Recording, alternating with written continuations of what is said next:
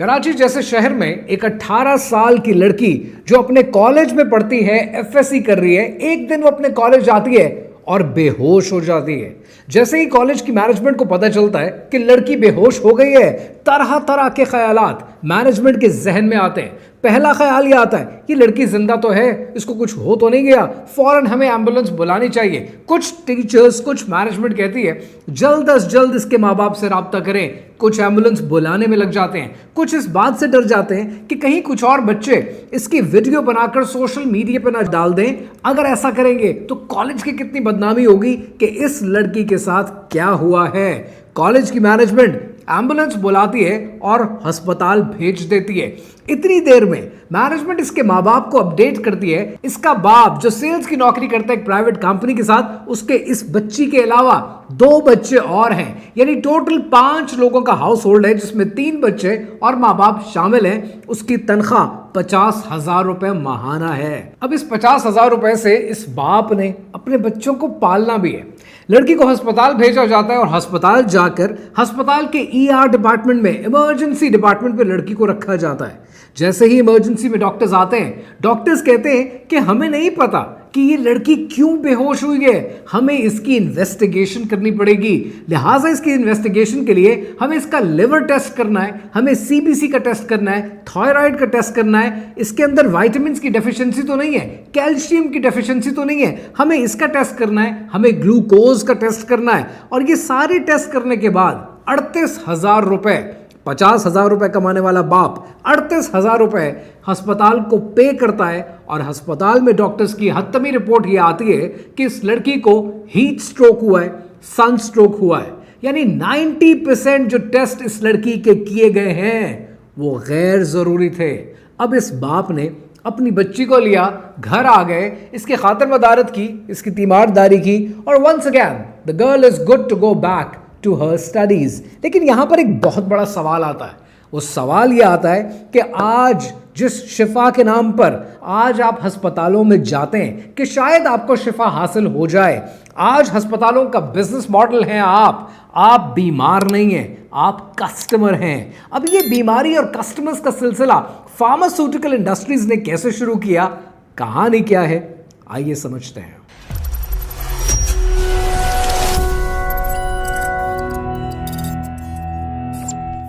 वो लोग जो ये वीडियो देख रहे हैं और 18 साल से कम उम्र के हैं, कुछ लफ्ज, कुछ नाम बोलने वाला हूं और लिटरली मैं यकीन से कह सकता हूं कि ये बातें आपके सर के ऊपर से गुजरने वाली हैं। अगर मैं आपसे ये कहूं कि क्या आप जानते हैं कि आज से 125 साल पहले तक इस दुनिया में रोशनी के जरिए भी इलाज हुआ करता था? आप कहेंगे ये बात तो मैंने कभी सुनी नहीं। अगर मैं आपसे ये कहूं कि साउंड के जरिए भी थेरेपी की जाती है, आपने कभी सुना नहीं। अगर मैं आपसे ये कहूं कि यूनानी तरीके से भी इलाज होता है, यूनानी तिब मौजूद है, आप कहेंगे अरे मैंने ये दीवारों पर पोस्टर्स पे कहीं ना कहीं जरूर देखा है। अगर मैं आपसे ये कहूं कि एशियाई तिब मौजूद है, हिकमत मौजूद है, तो आप कहेंगे कि इस तरीके से भी इलाज होता है। अगर मैं आपसे ये कहूं कि नेचुरल तरीके से, नेचुरल थेरेपी, जड़ी बूटियों के जरिए, खुराक के जरिए इलाज बिल ग़िज़ा भी होता है, तो ये बातें आपके सर के ऊपर से जाएंगी। उसकी वजह पता है क्या है? उसकी वजह यह है कि पिछले 125 साल से आपको बेवकूफ बनाया जा रहा है। सन 1901, 1902 तक ये सारे तरीके इलाज दुनिया में मौजूद थे, लेकिन 1910 आया और जब 1910 आया तो दुनिया के एक बड़े बिजनेसमैन जिनका नाम जॉन डी रॉकफेलर है, जिनको आज आप बड़ी इज्जत से, बड़ी रिस्पेक्ट के साथ जिनका नाम लेते हैं, जिनकी ऑयल सेक्टर के ऊपर पूरी कमांड थी, उन्होंने दुनिया को chemical based, oil based synthetic drugs पे लगाया।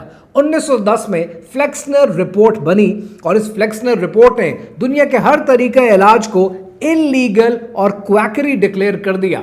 आज जब दुनिया में आप इंजीनियर बन रहे हो, लॉयर बन रहे हो, और मैं आपसे कहूं कि अगर आपने लॉ की डिग्री हासिल की है, ये डिग्री मैटर ही नहीं करती है क्योंकि ये इलीगल हो चुका है। मेरी बनाई हुई डिग्री, मेरा बनाया हुआ इंजीनियरिंग का कोर्स, ये लीगल है, तो आप क्या कहेंगे? आप मान लेंगे कि आपके साथ बहुत बड़ा फ्रॉड हुआ। And this is exactly what happened in the Flexner report. Over a stroke of a pen 1910 में दुनिया के हर तरीके इलाज को क्वैकरी डिक्लेयर करके इलीगल कर दिया गया। ऐसे ऐसे इंस्टीट्यूट दुनिया में बंद हुए कि आप सोच नहीं सकते। अमेरिका में 1845 से चलने वाला इक्लेक्टिक मेडिकल इंस्टीट्यूट जो जड़ी बूटियों से इलाज करना सिखाया करता था, जो जड़ी बूटियों से इलाज करता था, over a stroke of a pen वो पूरा इंस्टीट्यूट बंद हो गया। 1910 में फ्लेक्सनर रिपोर्ट आने के बाद दुनिया में फार्मास्यूटिकल इंडस्ट्री का राज शुरू हो गया और फार्मास्यूटिकल इंडस्ट्री ने जगह जगह पर मेडिकल सेल्स रेप्स को हायर करना शुरू कर दिया और नतीजतन डॉक्टर्स को इंसेंटिवाइज करना शुरू कर दिया गया। एक ऐसी वाकया मुझे अपनी जिंदगी का याद आ रहा है। मैंने अपनी स्कूलिंग, बहुत से लोग जानते हैं, सेंट जॉन स्कूल से शुरू की थी, but when I was in class 2 और 3, अब एग्जैक्टली मुझे याद नहीं है, then I applied for army public school and I got an admission lately in army public school. लेकिन एपीएस में जाने से पहले ना वो इंटरव्यू लिया करते थे। अब जब इंटरव्यू लिया करते थे, मेरे घर वालों को बड़ा क्लियर था, मैं 5-6 साल का होऊंगा, 4 साल का होऊंगा probably, I don't exactly remember. लेकिन ये मुझे ज़रूर याद है कि जब भी कोई घर में आता है, रिश्तेदार आते हैं, छोटे बच्चों से पूछते हैं कि आप बड़े होकर क्या बनना चाहते हैं, तो मुझे हमेशा से एक बात क्लियर थी कि दुनिया का अमीर तरीन आदमी बनना है। और उस ज़माने में दुनिया का अमीर तरीन आदमी था रॉकफेलर, तो मैं हमेशा बचपन में रॉकफेलर बनना चाहता था। जब हर्ड साइकोलॉजी इस चीज़ को कहते हैं कि मेरे से आगे जो जो लोग लाइन में थे, टीचर बार बार उनसे पूछती थी, नाम क्या है, बड़े होके क्या बनोगे, अगला, नाम क्या है, बड़े होके क्या बनोगे, अगला। हर बच्चा बताता जा रहा था policeman, army officer, policeman, army officer. मैं जब रात को घर आया, घर वालों ने पूछा, हाँ भाई इंटरव्यू कैसा रहा, माँ बाप ने पूछा, and I said to them कि ये सवाल मुझसे भी पूछा गया, नाम क्या है और बड़े होके क्या बनोगे। दे सेड तुमने बताया कि रॉकफेलर बनना चाहते हो। मैंने कहा नहीं, क्योंकि पहले वाले ने कहा पुलिसमैन, दूसरे ने कहा आर्मी, तीसरे वाले ने कहा पुलिसमैन, चौथे ने कहा आर्मी ऑफिसर, मैंने भी कह दिया पुलिसमैन या आर्मी ऑफिसर। क्योंकि अब मैं मैडम को कैसे समझाऊंगा कि रॉकफेलर है कौन। तो मैंने उस दिन लोगों के सामने इंटरव्यू के लिए नहीं बोला कि मैं रॉकफेलर बनना चाहता हूं। आज जब ये सारी दुनिया जहान का ज्ञान देखता हूं, लिटरली मैं अल्लाह का शुक्र अदा करता हूं कि मैं ज़िंदगी में रॉकफेलर नहीं बना। क्योंकि अगर रॉकफेलर बनता तो ये दुनिया में जो तरीका इलाज आज छुपाए जाते हैं, ये जो तेग बगरदने रावी होती है ना, ये तेग आज यहाँ लटक रही होती। आज दुनिया से आपने मौसर इलाज तो छुपा दिया और दुनिया को केमिकल इंडस्ट्री में झोंक दिया, आपने दुनिया को फार्मास्यूटिकल इंडस्ट्री के लिए झोंक दिया। 2019 लाहौर का वाकया, 2019 में ये केस बहुत कॉमन हुआ कि व्हाट्सएप में सीनियर डॉक्टर जूनियर डॉक्टर्स को क्या लिख रहा है, वो लिख रहा है कि आज 20 सिफ स्पैन लिखनी है क्योंकि फाइजर वाले दुबई लेके जा रहे हैं अगर टारगेट पूरा हुआ। ये बात मैं नहीं कह रहा हूं, ये BMJ की 2022 की रिपोर्ट है कि पाकिस्तान में 65% डॉक्टर्स इंसेंटिवाइज प्रिस्क्रिप्शन लिखते हैं, जिसमें उनको फायदा होता है वो प्रिस्क्रिप्शन लिखते हैं। मेरा तो अलमिया ये है, I come from a family of doctors, तो इस वजह से मैं बहुत सी बातें ऐसी करता हूं जो मुझे इंटरनल पता है कि दुनिया में हो क्या रहा है, लेकिन कोशिश ये करता हूं कि जो बात आपके सामने रखूं वो फैक्चुअल हो। आज ये फैक्चुअल बातें आपके लिए जानना जरूरी है। कुछ दिनों पहले मैंने इस BMJ की रिपोर्ट के हवाले से एक रील बनाई थी और वो रील सोशल मीडिया पे गई। जब वो रील गई तो मेरी फॉलोइंग में जितने डॉक्टर्स हैं ना, तकरीबन सारे के सारे डॉक्टर्स नाराज हो गए। तरह तरह के लोगों ने बातें लिखी और मैं हमेशा कहता हूँ कमेंट सेक्शन खुला है, बात कर दी है, अच्छी नहीं लगी, गाली लिखनी है, कमेंट सेक्शन खुला है, लिख दो भाई, मैंने अपना फर्ज पूरा कर दिया। कल को ये मेरे ऊपर हुज्जत नहीं रहेगी कि आपको एक बात पता थी, दुनिया को क्यों नहीं बताई। मैंने अपना फर्ज पूरा किया, किसी को समझ में आती है आए, नहीं आती, डजंट मैटर। पॉइंट ये है मैं अपना फ़र्ज़ पूरा कर रहा हूँ। ये सब बातें करके मैं अपने ऊपर से हुज्जत ख़त्म कर रहा हूँ कि अल्लाह मैंने अपना काम पूरा किया। किसी के दिल में तासीर पैदा करना वो मेरे इख्तियार में नहीं है, वो तेरे इख्तियार में। सो सवाल ये है कि लोग नाराज़ हुए, जितने लोग नाराज़ हुए उनमें से अक्सर ने पता क्या बात की, विच इज़ शॉकिंग। उन्होंने ये कहा कि हमने मेडिकल की एजुकेशन पे करोड़ों रुपया लगाए हैं, अब अगर क्या हम प्रिस्क्रिप्शन से अपने पैसे भी पूरा ना करें। ये है पाकिस्तान के डॉक्टर्स का हाल। मैं मानता हूं कि पांचों उंगलियां बराबर नहीं होती हैं, 65% शायद ज़्यादा नंबर कोट कर दिया BMJ ने। Again I am not challenging that, may be it's 65% और मे बी इट्स लोअर। सब डॉक्टर्स ऐसे नहीं होते हैं, लेकिन आज अगर इंसेंटिवाइज प्रिस्क्रिप्शन के ऊपर लोग दुबई जा रहे हैं, लोग अपने एसी लगवा रहे हैं, लोग बच्चियों का जहेज बना रहे हैं। यही डॉक्टर्स इसी माशरे के हैं ना, हमारे ही पैदा किए हुए डॉक्टर्स हैं, हमारे ही मुल्क में रहने वाले हमारे ही बहन भाई हैं ये। अगर ये सब कुछ कर रहे हैं तो कहीं तो सिस्टम को चैलेंज करना चाहिए, कभी तो मीडिया को रिपोर्ट करना चाहिए कि ये जो सच है कि आप दुनिया से तरीका इलाज छुपाते हैं, ये बातें कभी तो आवाम के सामने आनी चाहिए, किसी को तो बतानी चाहिए कि कितना जुल्म हो रहा है। आज आप चुप रहेंगे, 20 साल बाद आपकी आने वाली नस्ल उसको पता तक नहीं होगा कि दुनिया में आपके साथ क्या क्या फ्रॉड हो चुके हैं।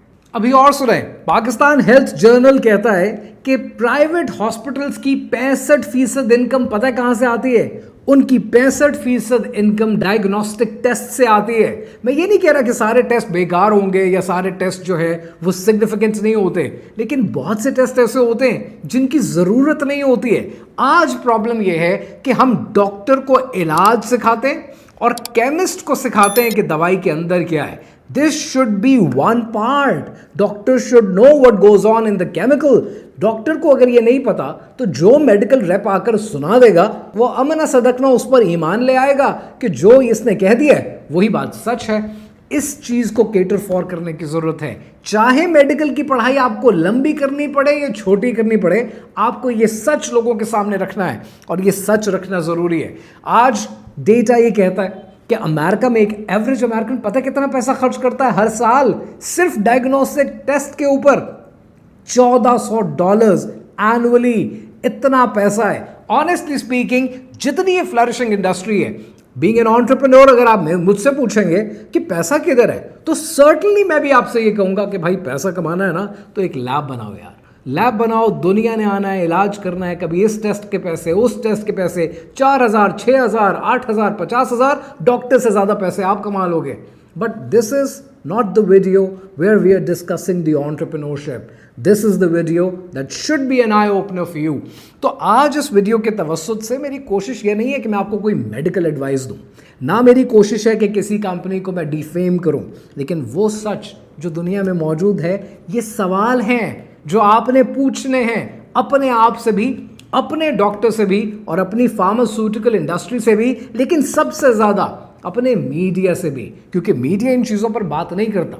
मीडिया नहीं बताएगा आपको कि कलौंजी के इस्तेमाल से क्या फ़ायदा है, वो नहीं बताएगा कि रोज़ा रखने से क्या फ़ायदा है। कोई फार्मास्यूटिकल इंडस्ट्री आपको तिब्बे नब्बी पर या कपिंग के बारे में नहीं बताएगी, क्योंकि उसमें पैसे नहीं बनते हैं। और इसी वजह से एक एवरेज हाउस होल्ड का आज प्रॉब्लम यह है कि अगर वो कहीं बीमार हो जाए तो उसकी दौलत, उसकी सेविंग, उसकी ज़िंदगी का सारा फोकस, सब पैसा चला जाता है इन्हीं इलाज मालजों में। और ये अस्पताल आपसे कमाते हैं और फिर आप सवाल करते हैं हमारे पास पैसे बचते क्यों नहीं है। ये वही फार्मास्यूटिकल इंडस्ट्री है कि एंटीबायोटिक्स आपको वो देती है कि जहां पर आपकी जिस्म के अंदर से गुड बैक्टीरिया मर जाते हैं। ये वही फार्मास्यूटिकल इंडस्ट्री है कि जो आपको ऐसे स्टेरॉइड देती है कि जिससे आपकी टेम्पररीली इम्यून सिस्टम ही शट डाउन हो जाता है।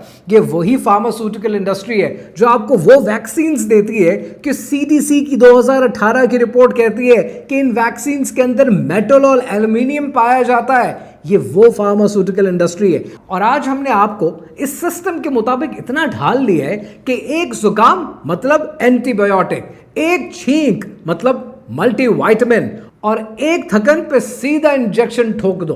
This is how we are living our lives and the worst is you can't really do anything about it and you're not even ready to question these things. As I said in the start of the video, इस video का मकसद आपको कोई medical advice देना नहीं है। I am not a doctor who is gonna give you medical advice. ना इसका वीडियो का मतलब किसी को डिफेम करना है। इसका मकसद बहुत सिंपल है, वो ये कि है मेरे मुल्क के डॉक्टर्स, है मेरे मुल्क के स्टूडेंट्स, जब आपने डॉक्टरी सीखनी है, जब आपने MBBS करना है, जब आपने कोई इल्म हासिल करना है, तो ये मेक श्योर कर लो कि जो चीज़ लोगों को लिख कर दे रहे हो, जो चीज़ लोगों को रेकमेंड करके दे रहे हो, RX के टैब के ऊपर लिख कर दे रहे हो, खुदा के वास्ते ये चेक कर लो उसके अंदर है क्या, वो लोगों को फायदा देगा या नुकसान देगा। दुनिया में मजीद तरीके इलाज क्या थे जो आपसे छुपा दिए गए। इन फील्ड्स को एक्सप्लोर करें ताकि आप कच्चा इल्म ना हासिल करें, आप मुकम्मल इल्म हासिल करें, ताकि आपकी कमांड हो किसी चीज़ के ऊपर, ताकि आप फार्मास्यूटिकल इंडस्ट्री के एजेंट मत बन जाएं।